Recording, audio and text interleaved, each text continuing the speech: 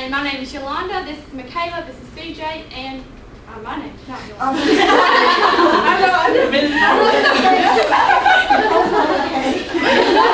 Megan and Yolanda, BJ and Michaela. Okay, there are many stereotypes placed on African American females.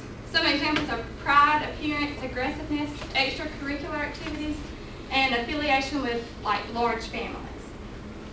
So we're going to start off and we're going to do a skit to demonstrate how the proud stereotype can be positive and negative at the same time. In this skit, just thinking straight, Yolanda's going to be the teacher, BJ is the African American female positive example, Michaela's a negative example, and I'm just going to be another classmate. So make sure you think they're African American females, both of you. Okay. Okay, good afternoon, class. We're going to have a test today over everything that we've been working on for the past couple days, all right? I'm going to pass you out your Scantron sheet. Use a number 2 pencil. Do everything away. Nothing on your desk but the sheet.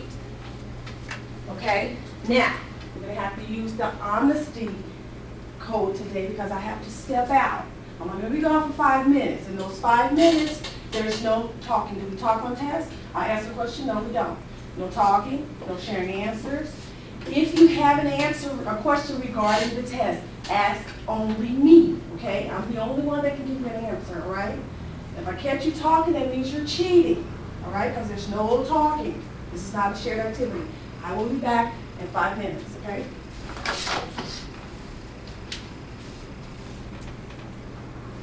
BJ, what's my father? Just ask her when she gets back in. She'll be back in a minute. Come on. No, just ask her. Don't get me in trouble, please. She's out right now. Shh. Just ask her when she gets back, please. Is it C? Just skip it. She'll be back. Just skip it. Go ahead. Is it D? Shh. Is it B? She's coming back. Just ask her. Class, I hear voices. I heard voices. I walked up, the door was open, and I heard voices. What did I say when I left? If I hear voices, that means there's cheating. BJ, were you cheating? No, ma'am. Michaela, were you cheating? Megan? No, ma'am. Okay, I'm not crazy. I heard voices. Who was talking? It wasn't me. Who was talking? Michaela was talking. Michaela, were you talking? Why? You didn't understand number 5? Did I say to ask me? Yes, ma'am. And you didn't because?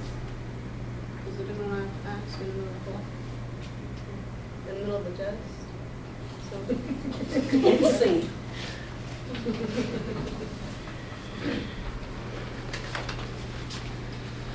Okay, the reason for this, the impact on the school environment is African American females who take pride in their work feel dumb if they ask a question. They don't want to look stupid in front of the whole class if they don't understand something.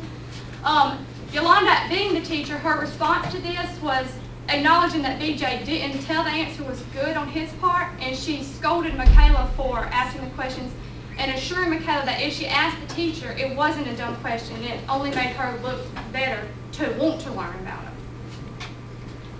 Okay. Our next one is positive appearance of African American females. As the slide states, African American females are very conscious of their appearance. And if anyone knows an African American female, you know that our hair is an important aspect of who we are as a person. It truly is our crown and glory. And a lot of that had to do with that in the past, your natural hair in its natural essence was made to, a female was made to feel like her hair was ugly because it wasn't straight, because it wasn't the norm. And so that's when all the processing came in, the relaxing, the jerry curl, and all that, while it did make us look different and it made us feel pretty about ourselves, that's just not, it wasn't our natural, it wasn't our natural hair. There are many hairstyles unique for the texture of our hair, such as these pictures shown below. These three are natural hairstyles. This is actually a relaxed hairstyle, and it shows that relaxed is okay, and even in its short form, it's okay, because not all African Americans can grow long hair.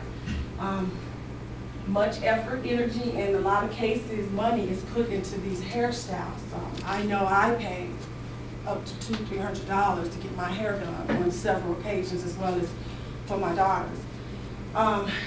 These hairstyles are unique and they are different, and these hairstyles can be seen as deemed as appropriate for a school environment. There's nothing really out of the norm about these hairstyles, other than the fact that you would normally only see African American females with their hair like this, and a lot of them take pride in saying that, you know, my hairstyle can't be imitated by, you know, other races. Now, on the other hand, all of these hairstyles took a lot of creativity and artistry. I mean, for some people this is an art. They are unique and they are fabulous in their own right, but they are much too distracting to be appropriate for school. They are, the only negative aspect of these hairstyles is that if we weren't to school, the other kids would spend so much time marveling in their distinctiveness. And as a teacher, you would want to ensure that a child's self-esteem is not fractured by trying to explain the inappropriateness of these hairstyles. I know for a fact, because my daughter used to model in hair shows, that these hairstyles take an abundant amount of time, they take abundant amount of effort, and they take a lot of money. And if you look, these right here, dollar bills glued to somebody's hair. But they're not appropriate for school. A lot of, you know, young ladies, they wear these hairstyles and they take pride in them. If a child wore these hairstyles to school, the last thing you want to do is tell them that's ugly, don't ever wear your hair like that because it's a mess, because they don't feel that way. And to tell them that, as inappropriate as it may be for school, you don't want to destroy a child's self-esteem by telling them that their hair is ugly. Because, you know, if they came to school with this, you know, they felt a certain way about it, about their hair. You don't want to take that away from them. Somebody thinks these hairstyles look really nice, you know, for an occasion. These are mostly hairstyles for show. They're not really meant to be worn every day. The same with clothes. As in any girl, how they look or how we looked as young ladies, it was very, very important. How one dresses is an expression of their culture. You can tell somebody who's from California by the way they dress. You can tell somebody who dresses more urban. That's just their culture. Kids from different regions dress differently. Different schools have different dress codes. Some say it's okay to wear these shorts. Some of the schools my daughters attended, it was okay to wear these shorts. Well, you know, you can't wear these shorts here in Georgia. This is okay. They can dress like this, but they can't wear the big old holes in their pants. They won't let you wear, in some areas they will. Some schools, you know, here in Georgia, you can't really wear those cut-up jeans like that. Here, 4 different styles. Here, my daughter, these are my daughters, except that one on the end. She has on a tank top. Well, she put a jacket on because without that jacket, she wouldn't be able to wear it to school. This daughter, you can't really tell, but her belly is showing. Some schools say it's okay. Here in Georgia, it's not okay. So different dress styles are appropriate for some schools and some schools are not. But one of the main things that I wanted to say is that of all these clothes, they're not taking away anything. They're not taking away of who they are as young ladies. You don't want to dress against the school policy, but you also don't want to take away from you being a young lady. Okay. School dress codes are set in place for a purpose during the normal school day as well as in school activities. Due to cultural and environmental influences, some African American females are put in an adult role early in life as caregiver of a younger sibling or a part-time breadwinner, meaning they probably had part-time jobs, and so they wanted to feel grown when they went out and put on clothes. Prom and formal activities are the perfect opportunity to show just how much woman you are. Unacceptable, all these are unacceptable, you know, on a lot of different levels, mostly, you know, because of the too much skin. you can't wear this to the prom. And all these pictures are kids who tried to go to the prom and they couldn't because they were outside of the dress code. And these are teenagers, even if they don't look like it. Teachers or school officials should focus more on the inappropriateness of the attire and not the style. Remember, the person wearing the clothes believes they look very nice. Their self-esteem can be at stake if you tell them that what they're wearing is not pretty, it's not nice, because they're going to the prom, so you know they put a whole lot of effort into this attire, but it's inappropriate and they couldn't go. All right, now we're going to focus on positive and negative effects of being aggressive. Being aggressive can be positive.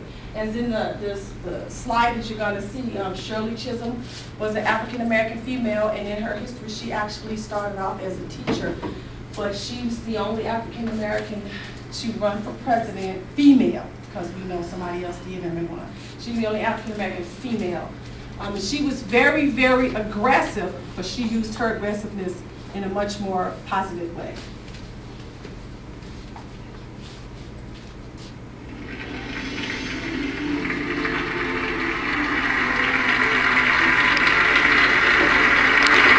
I stand before you today as a candidate for the Democratic nomination for the presidency of the United States of America.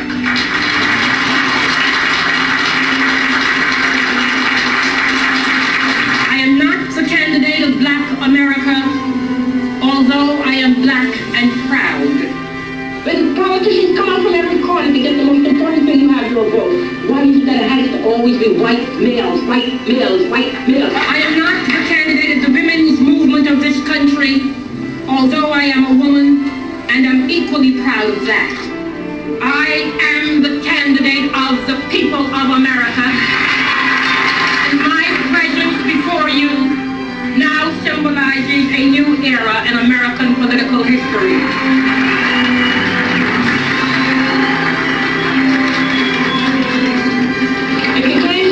Me, or you can't endorse me, get out of my way. You do your thing, and let me do mine.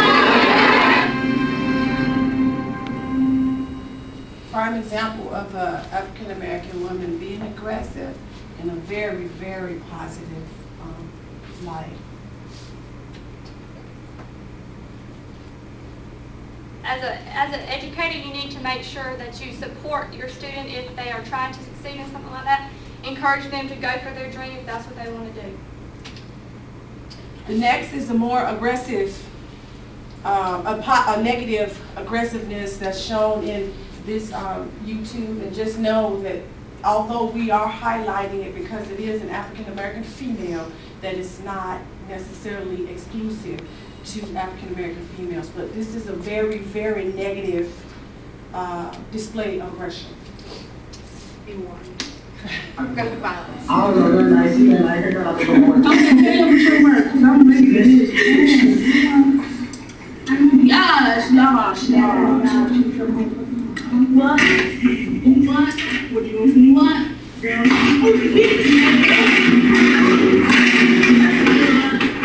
Hey, stop it! Stop it! Hell yeah.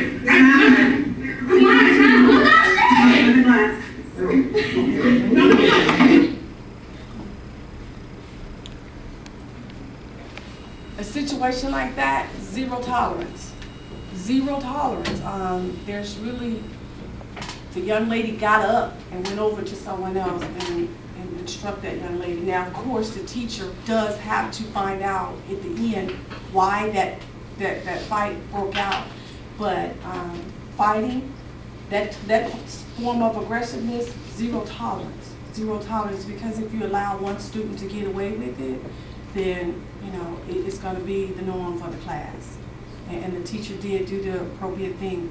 First, you have to break the fight up. Ask questions later. You break it up and then ask questions.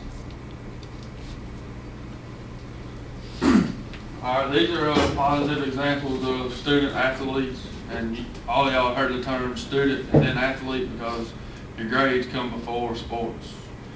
And this is Cheryl Miller. She graduated from the University of California and then went on to be a professional basketball player.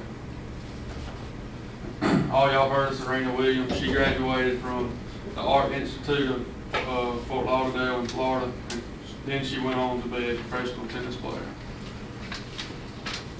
And Lillian Lambert, she graduated with a master's degree in business, and then she went on to be a professional golfer. And FloJo, she graduated from UCLA with a bachelor's in psychology, and she is a track star and also the fastest woman in the world.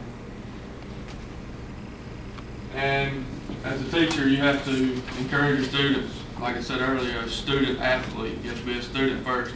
If your grades are not good enough to play, you don't play. And they were the athletes you'll never know because they didn't concentrate on school. All they thought about was sports, sports, sports. And they flunked out of college or never even got a chance to go to college. Okay, now we're going to do another skit, and this is going to demonstrate how large families can be a positive thing in the classroom and a negative. Okay, get your mind straight again. The teacher is going to be me. Yolanda and BJ are African American female cousins. And Michaela, she's another classmate.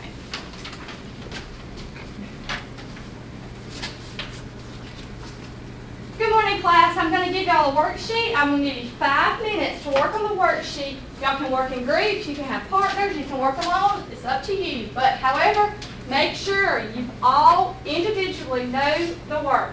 If you don't, you're going to have a quiz after, and that's going to have to demonstrate individual work. You will not work together. Y'all can begin on your worksheet. Work together.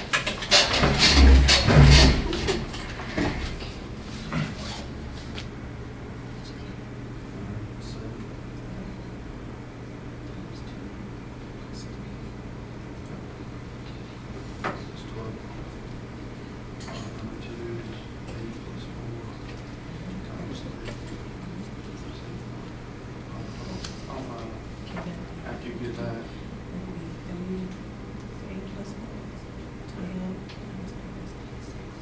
Okay. All right, make sure y'all are wrapping it up. Make sure everybody knows it. First.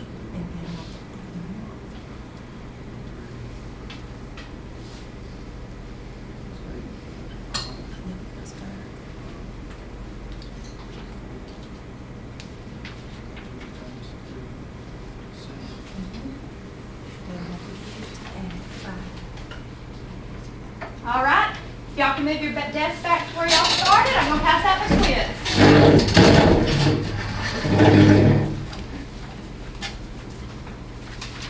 Okay, remember this is individual work. If you have questions, ask me. Don't ask your neighbor. Work individually. We did it just like we did this one. 3 times 2 is 6. Excuse me, are y'all talking? Why are y'all working together? We always work together. We're cousins. That doesn't matter. I told y'all to work individually. But I wanted to make sure we both pass. I understand, but that's why I give you 5 minutes before to work individually. Make sure y'all both understood the concepts. But our parents say We work together all the time. always. But I'm the teacher. I said to work individually. Okay.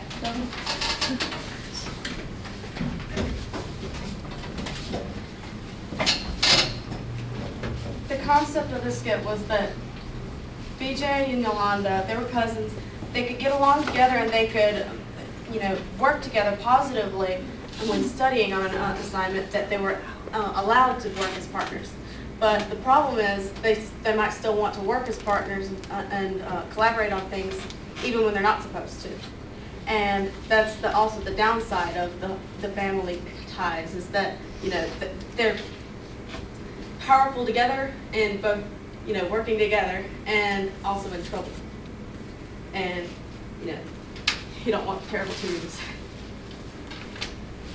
And the impact that this can have is it can cause a disruption in the class settings. People may start to assume that they have special privileges because they get to work together, and it can distract other students from learning.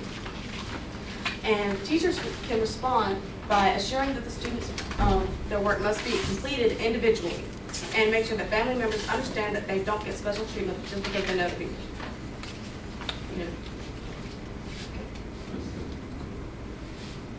And the conclusion, of course, is the educators As educators, it is our responsibility to adapt to make all students feel welcome. Educators must learn that pedagogy is such as culturally responsive teaching, and teachers must adapt to each student's learning and needs and to accommodate those needs.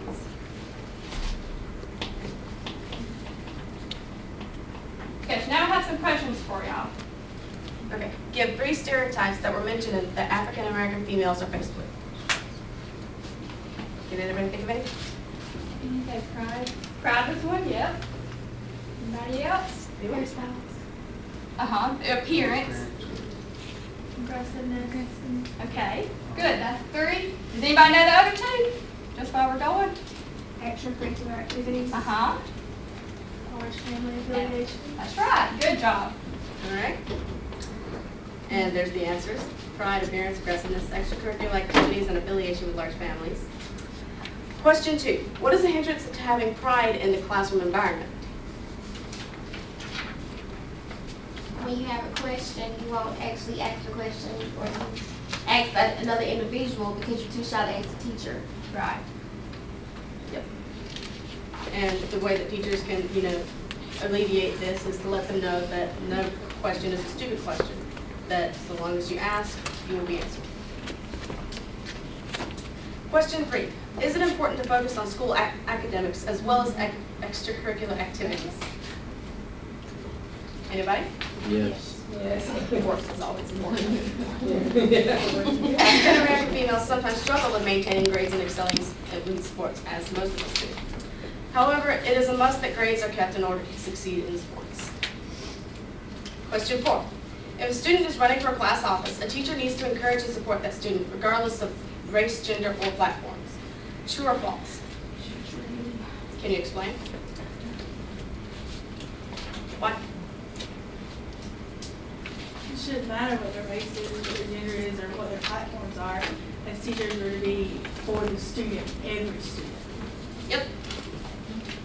You need to let them give them support and praise their determination, offer to help the student succeed. You must, not let your own personal feelings get in the way of showing support or lack of support. Question 5. How should a teacher handle a student's inappropriate dress without interfering with their self-esteem? Anyone? You can tell them in a nice way that it's not appropriate for school. Now, what they do outside of school is their business, but in school it's not appropriate. Exactly. Let them know that their dress is fashionable, but assure that it's not appropriate for the school setting. And that concludes the end of our slide.